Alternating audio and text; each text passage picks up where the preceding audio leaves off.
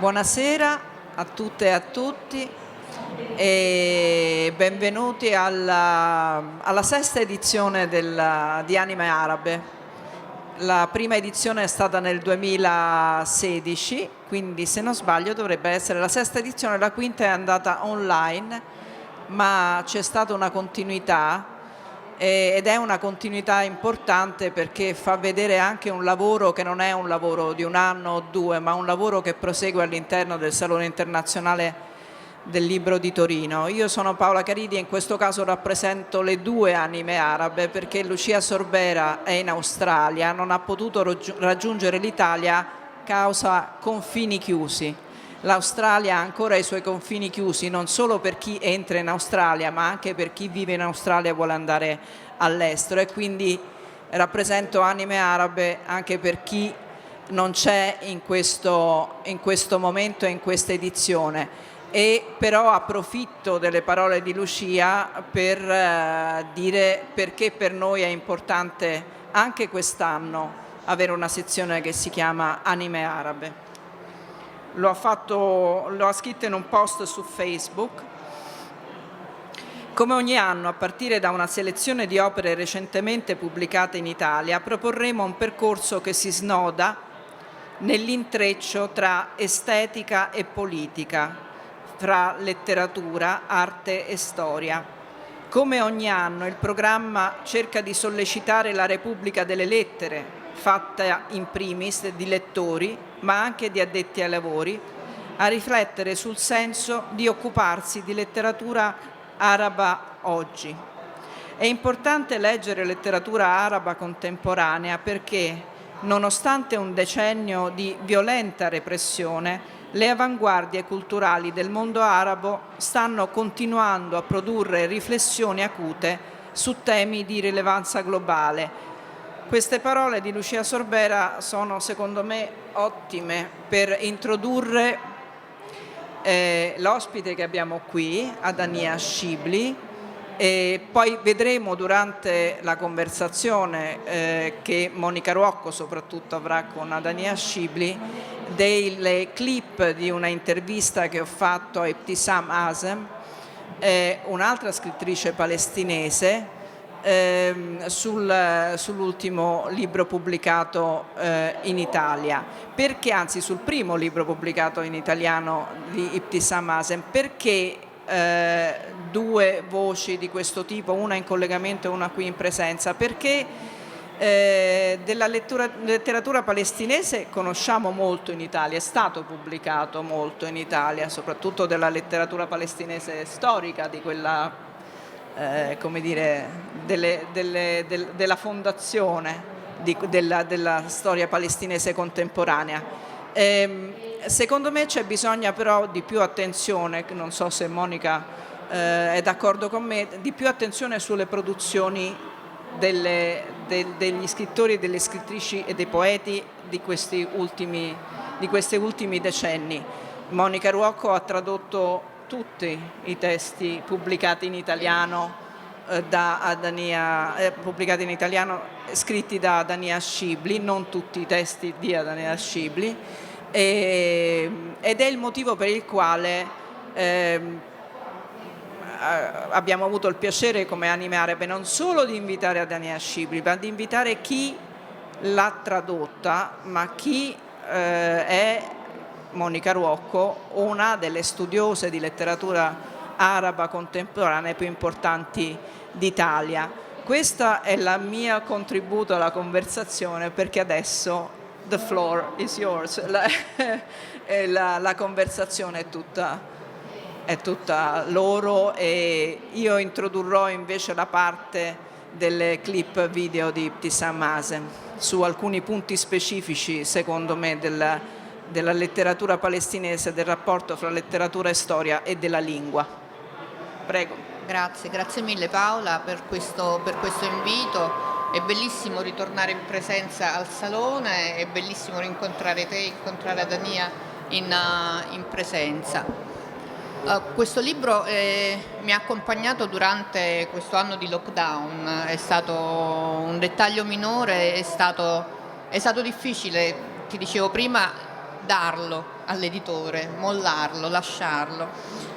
È un libro che appartiene sicuramente al panorama palestinese, della letteratura palestinese, ma secondo me è un libro, ma come lo sono gli altri testi di Adania Shibli, che veramente hanno un respiro universale. Non a caso Claudia Durastanti l'ha paragonato addirittura allo Straniero di Camus, e secondo me ha ragione.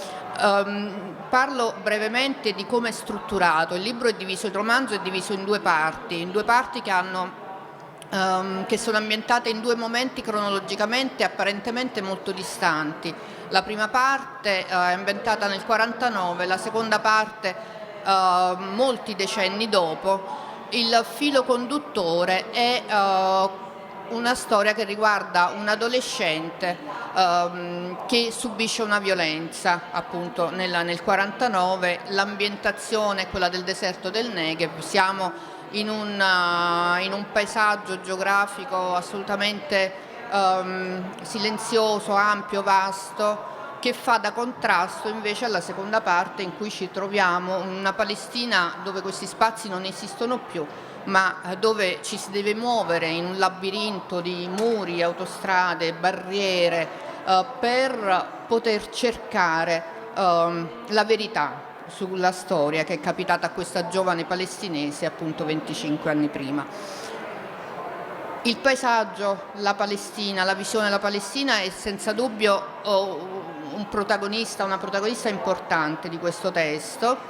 I personaggi sono molto pochi, ma come sempre negli scritti di Adania molto intensi. Questo libro veramente racchiude in poco più di 100 pagine una intensità e una forza narrativa veramente impressionante. Come è impressionante, importante, ed è un altro protagonista importante, la lingua.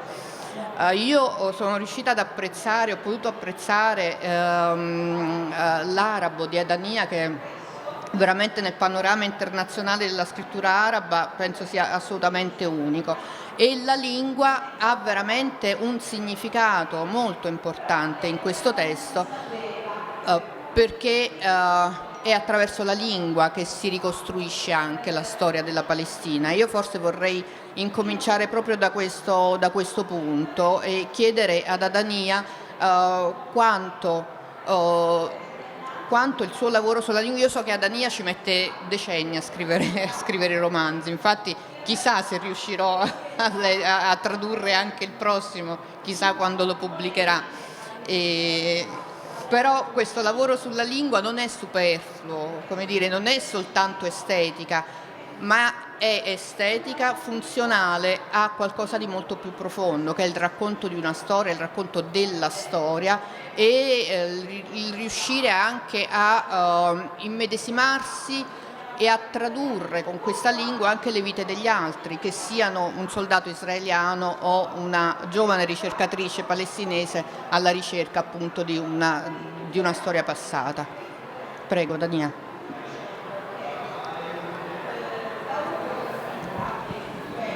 Yeah, thank you, Paola. Thank you, Monica. And I'm really happy to be here live and not on another sofa in front of the computer.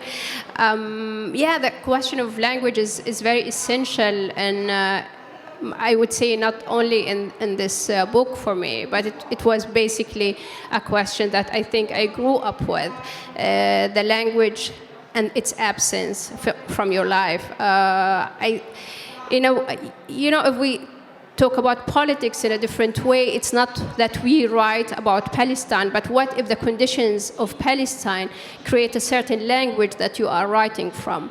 You grow up with a lot of deletion of words, and we were speaking earlier about the sort of attack that Arabic language is being subjected to. So it's not only the landscape, and it's not only the human beings or the animals or the nature, but it is an attack on almost the narrative of your narrative, how you say things, if you ever will say them, and in which language. So it's almost you grow up with an injured language, and you live with this injury, and it's haunting you from an early age.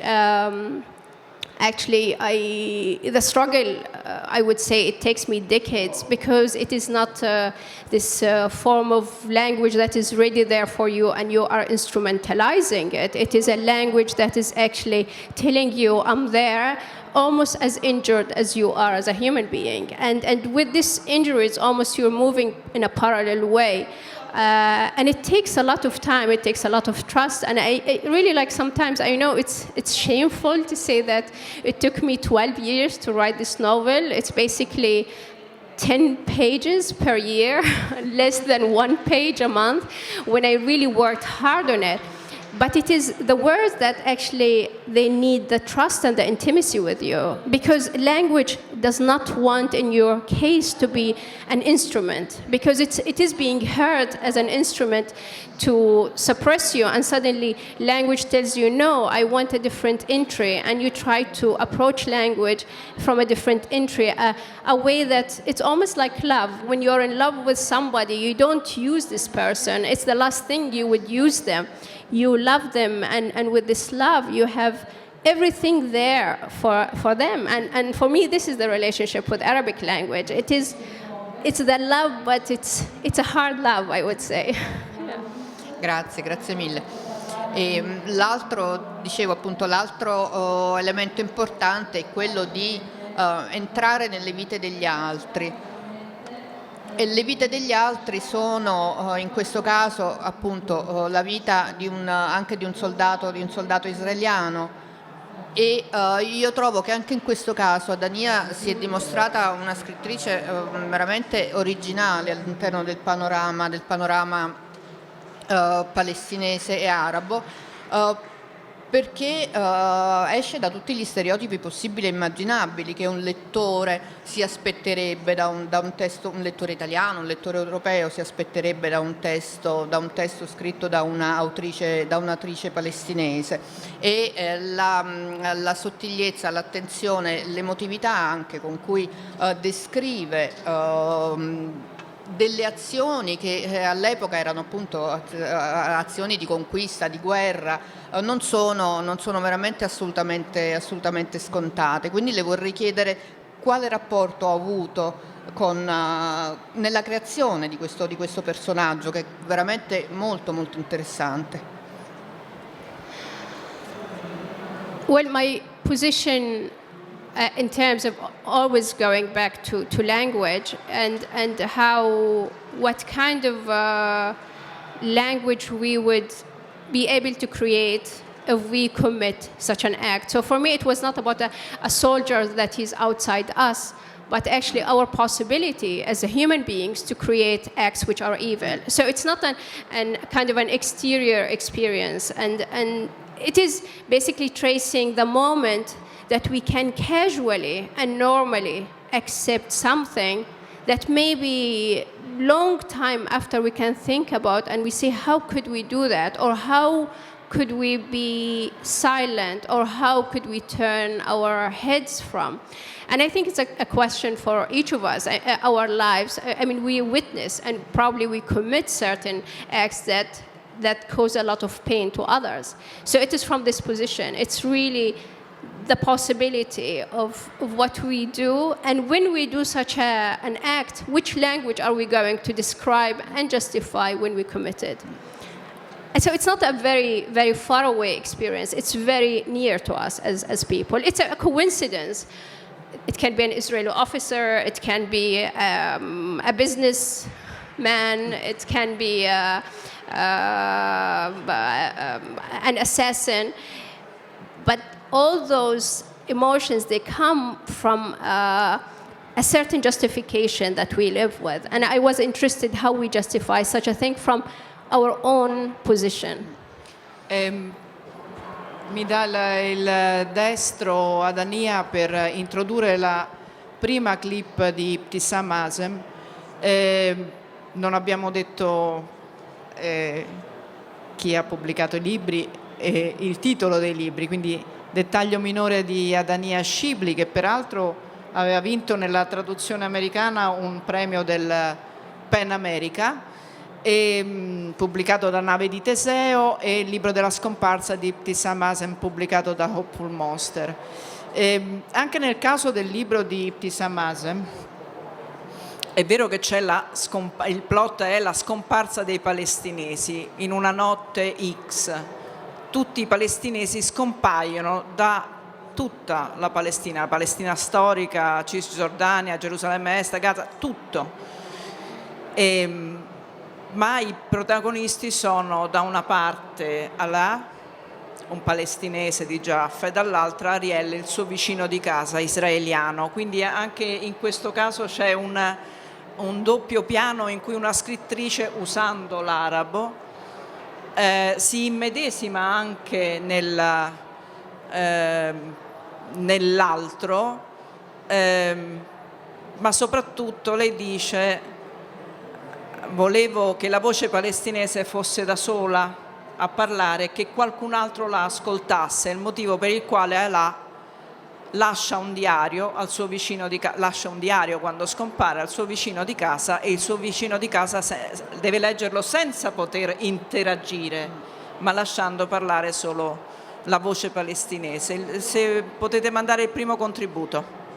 I wanted to have for the first time the Palestinian voice without having to have a discussion about whether what you feel or what you see about your country is the right or wrong, or just having directly the Palestinian voice to the reader.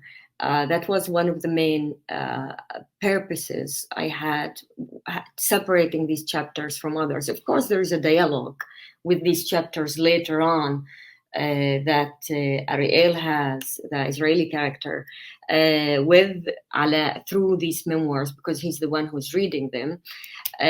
But there is, for a moment, if you want, the illusion of or the pause, the time, where at least even for few minutes or seconds or a short period of time, the Palestinians can talk and others can just listen to what he's saying. In this case, he, because the one of the main characters is the man, Ala. Andiamo direttamente anche alla seconda clip. But it's true. The novel is, or literature, let's say in general, is one alternative way of telling an alternative history. But at the end of the day, it's an artwork. It's and should be treated also as such. But that doesn't mean that artworks are not politically aware of where how things happening. This is the one thing. The other thing, and the more important for people like us, where I grew up as a Palestinian citizen of Israel. I live now in New York, but I lived in the country and I lived in Jerusalem until I was 22. I went to schools where the Israeli system, of course, it's Arab schools, Palestinian schools, but we didn't learn anything about our own literature. We had Arabic literature, but it wasn't Palestinian literature. The history that we learned was from a Zionist perspective, from a Zionist point of view. So the alternative to know something about our history was oral history from friends, from family members, grandparents, parents. Of course, there are Palestinian historians, but you have to imagine in the 80s and 90s, it wasn't always easy to get their books, and anyway, we were not. We didn't have, not only we didn't have access to them, but as Palestinian citizens of Israel, but also they were not taught in our schools. So we were taught about own history from a very Zionist perspective. Even Hebrew lessons that we had, a lot of the Hebrew literature I was taught was a Zionist literature, talking about a land without people, for people without a land, and which meant that the way they were talking about in many of these texts about Palestine as an empty place, as if we didn't exist. This is also part of the theme of the disappearance of the book that the book is talking about.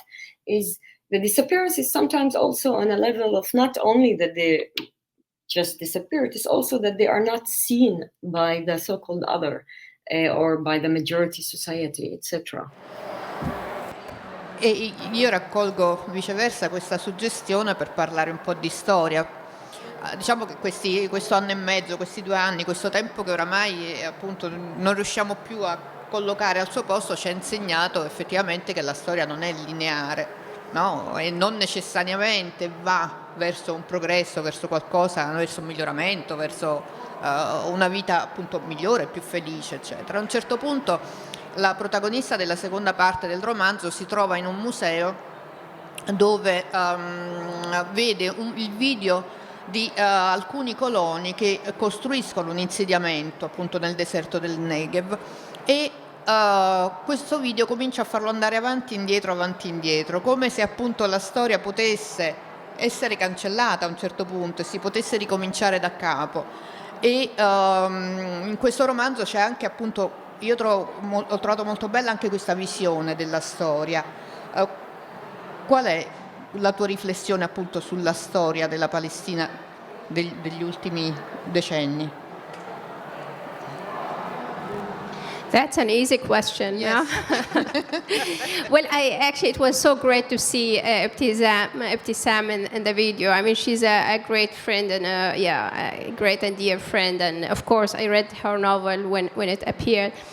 And I mean, I just want to comment on something that she was saying, and maybe it connects to what you're proposing about being subjected to narratives that include your elimination, like how you face a story that is told to you and it tells you don't exist.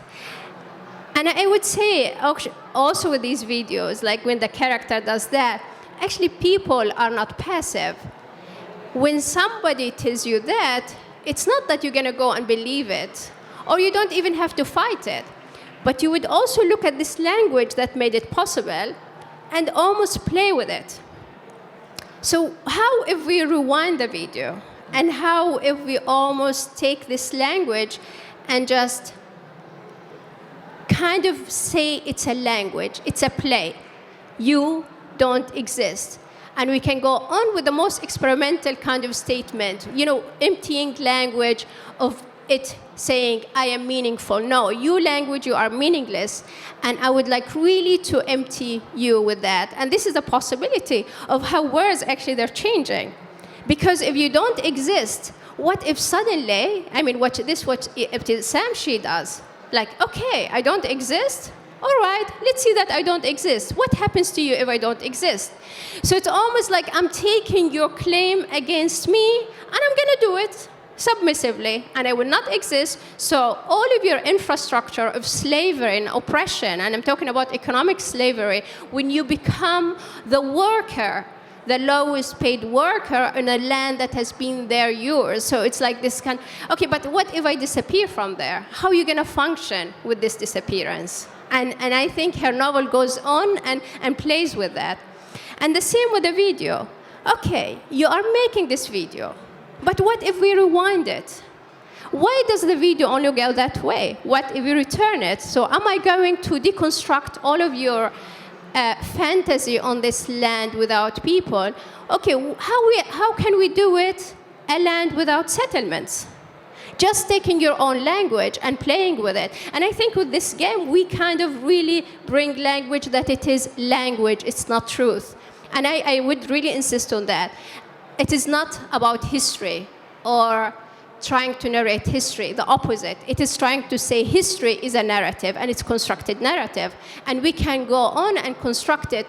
But those who can articulate it so clearly, because they have the means, and these means are the means of the powerful. But let us remember, what about the powerless?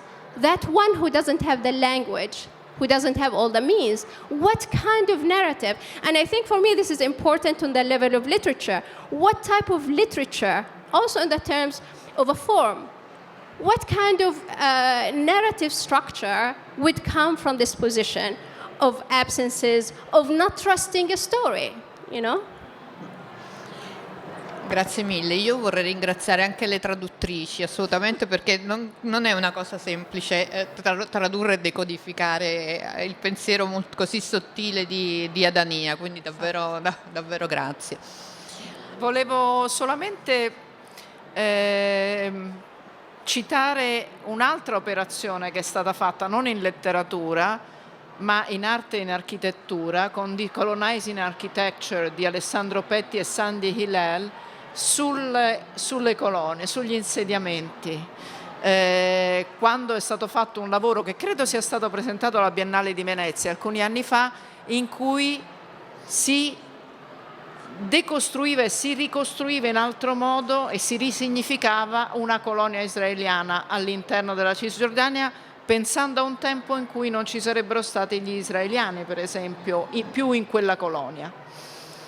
Mi sembra interessante che questi linguaggi si parlino, cioè che non solo la letteratura decostruisca, ma che tutte le arti intorno lo faccia.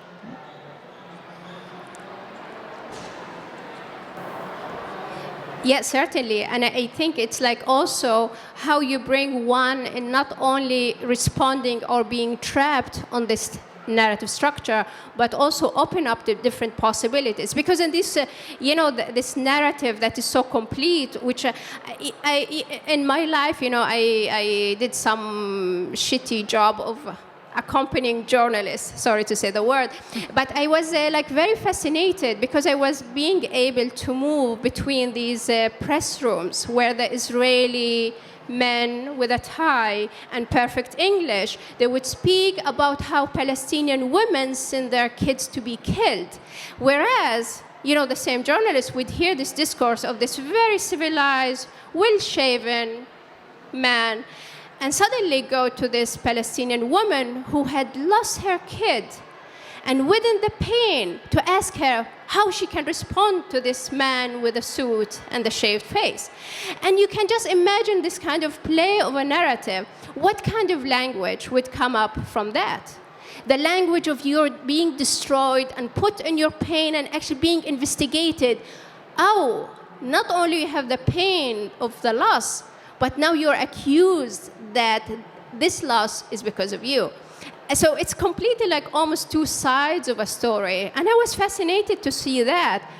And which one? I mean, of course, we would obviously go, or many people went after the shaved, well-spoken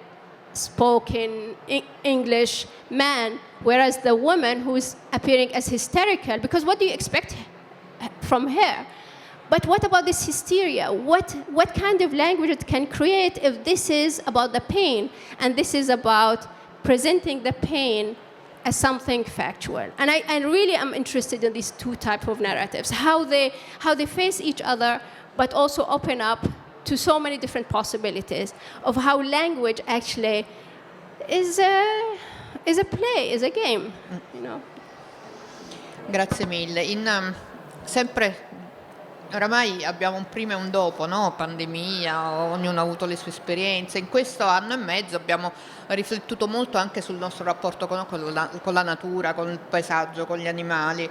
Non so quanto ci ricorderemo di questo fra un anno, due, ma sono anche usciti un po' di libri, no? Un po' di testi in cui si riflette di nuovo sul rapporto tra uomo e natura. E io ho trovato questo molto presente in Adania, anche se appunto è un testo che è stato scritto ben prima della pandemia. C'è un'attenzione molto curata al paesaggio come essere vivente.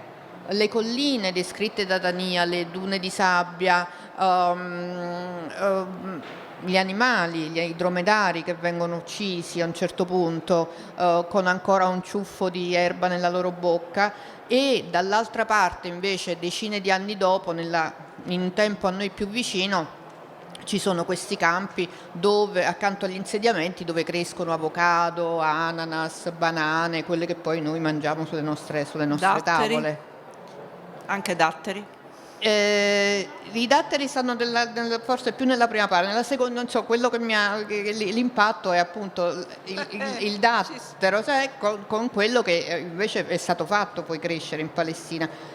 E volevo chiederle appunto il suo rapporto con questo aspetto, tra virgolette, naturale della natura palestinese. Anche perché mi ricordo molto bene Adania, la prima volta che mi è venuta a trovare in Italia, è venuta in Salento e abbiamo fatto una strada che era appunto muretti a secco, fichi d'India e olivi, e ci dovevamo fermare ogni 5 metri a fare fotografie, perché dice questa è la Palestina senza carri armati. E per cui mi ricordo questa grande attenzione da parte sua anche per l'aspetto paesaggistico, e poi appunto che riflette ovviamente, che rimanda anche alla vita, no? degli individui, delle persone in un determinato contesto naturale. I mean, with nature, it's also maybe, and especially maybe about the dog and the insects in the novel, because for me it's also the minute that language stops. You know, animals speak? Do sand dunes speak? Do mountains? Do valleys speak? What kind of language, if they would speak?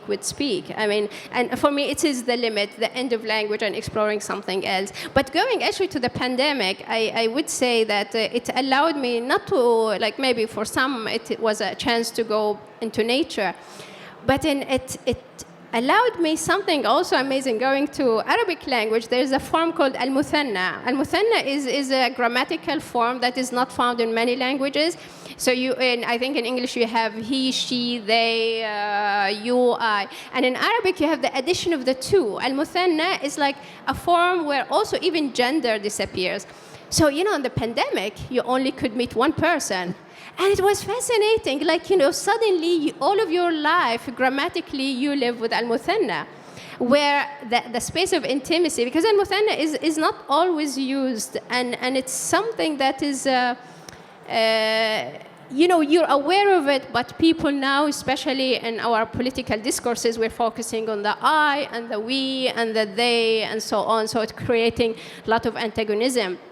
But this kind of grammatical form of intimacy, of walking, and just this space that opens between you and the other, where the other is not a negation of you. You are not there to position I against you, but you and I, you are walking together and creating this moment while the world is continuing, and we go into that. And it was really beautiful. I mean, the pandemic is terrible, it's horrible, it caused a lot of misery and pain, but, for some writers it was amazing, I should say.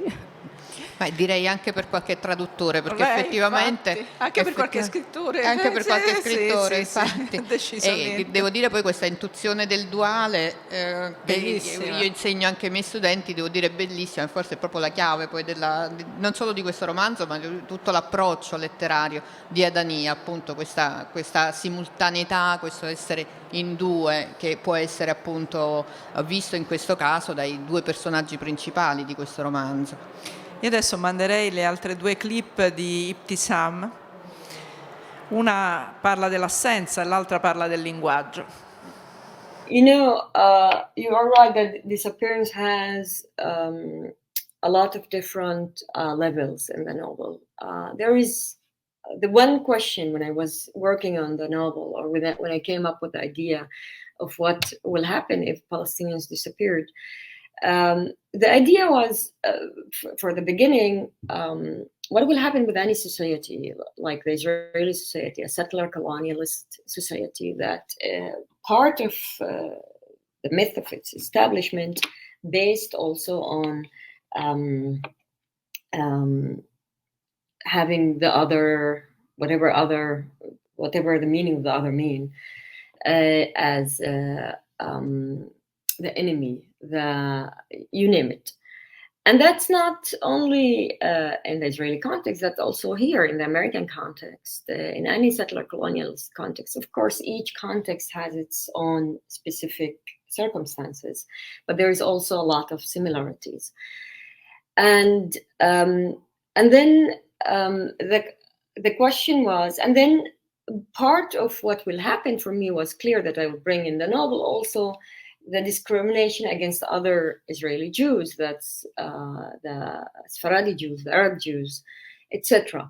But the other question for me was, as a Palestinian novelist who wrote the novel in Arabic, in the original, do I want a novel to be only occupied with the Israeli society, where you have, anyway, in the news, the Israeli narrative very often, or in the world, even in literature, more dominating or achieving something, reaching more dominant outside in the Western world, let's say.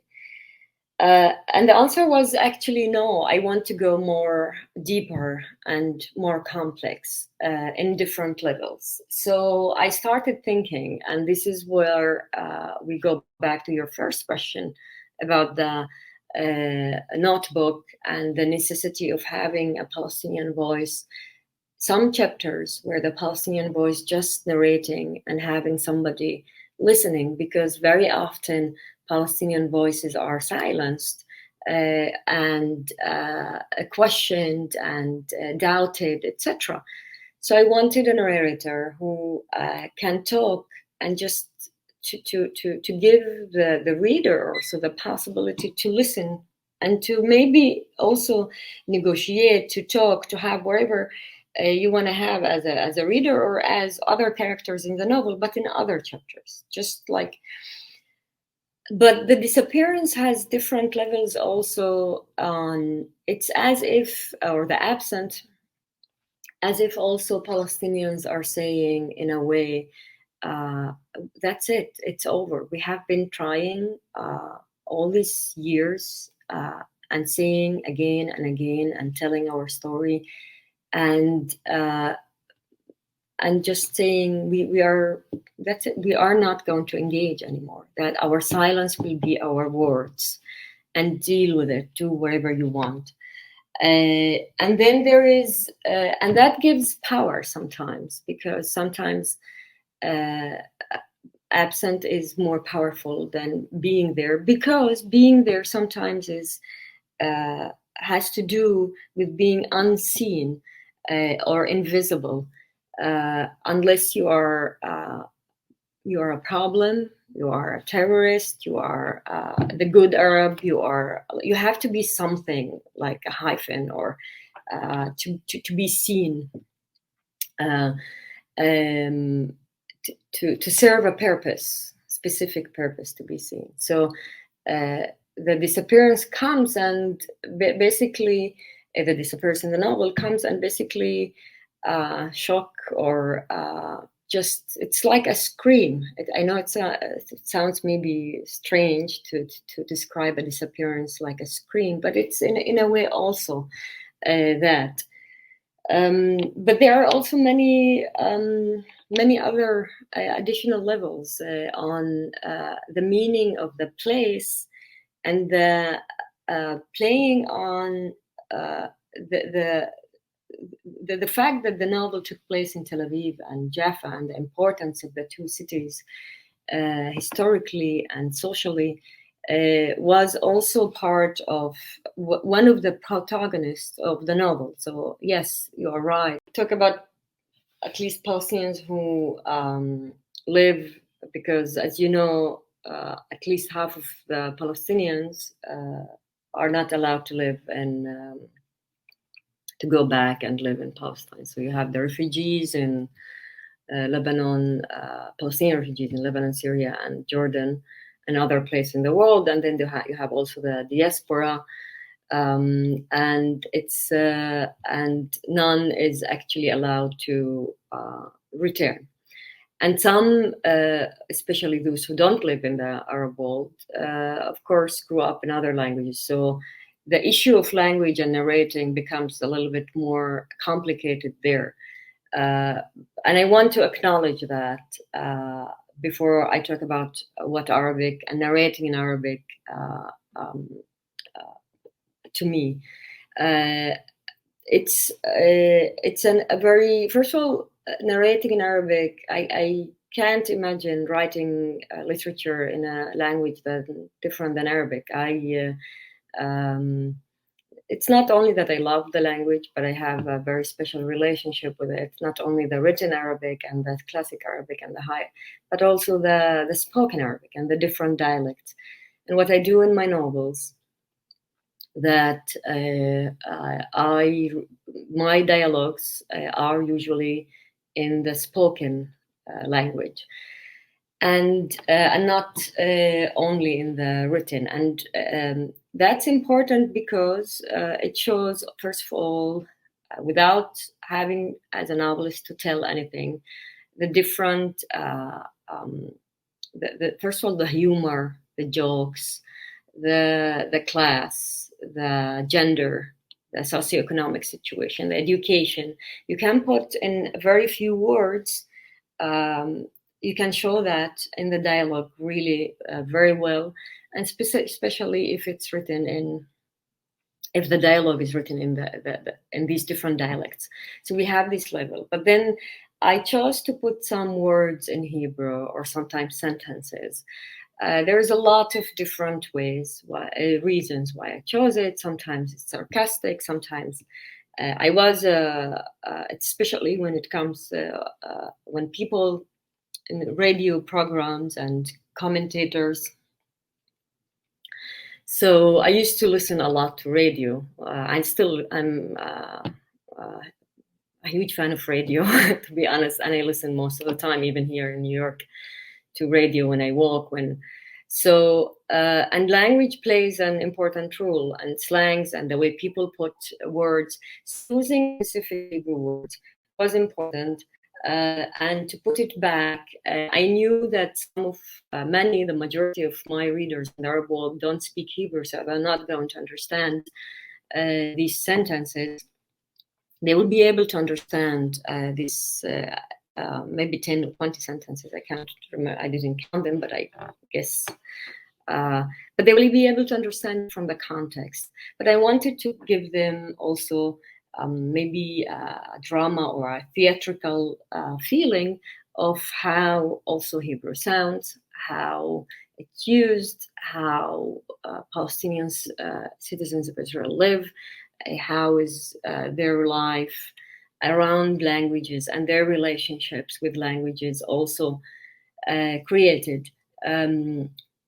A last thing about language, and the fact that for me it's extremely important to write in Arabic, is the fact that